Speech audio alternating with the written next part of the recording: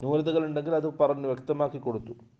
അങ്ങനെയാണെങ്കിൽ സത്യസന്ധത പാലിക്കുകയും ന്യൂനതകളൊക്കെ പറഞ്ഞു കൊടുക്കുകയും ചെയ്താൽ ഭൂരികലഹുമ രണ്ടാൾക്കാർക്കും ബർക്കത്ത് നൽകപ്പെടും. ഫി ബൈഇഹിമ അവരുടെ കച്ചവടത്തിൽ അവരുടെ ഇടപാടിൽ രണ്ടാൾക്കാർക്കും ബർക്കത്ത് നൽകപ്പെടും. വ ഇൻ കതമ അവർ മറച്ചു വെച്ചു, ന്യൂനത മറച്ചു വെച്ചു. രണ്ടാൾക്കാരുടെ ഭാഗത്തു നിന്ന് എന്ത് ചെയ്യുക, ഇതുണ്ടാവും. വില, യഥാർത്ഥ വില മറച്ചു വെക്കാം. വാങ്ങുന്നവന് കൊടുക്കുന്നവൻ ആ വസ്തുവിൻ്റെ ന്യൂനതകൾ എന്തെങ്കിലും ഉണ്ടെങ്കിൽ, പോരായ്മകൾ ഉണ്ടെങ്കിൽ അതും മറച്ചു വെക്കാം. അങ്ങനെ മറച്ചു വെച്ചാൽ വകദബ രണ്ടാൾക്കാരും കളവ് പറയുകയും ചെയ്തു. വച്ചാൽ വളഞ്ഞ വഴി സ്വീകരിച്ചു, കച്ചവടത്തിൽ ലാഭം കിട്ടാൻ വളഞ്ഞ വഴി സ്വീകരിച്ചു, വഞ്ചനയും ചതിയും നടത്തി.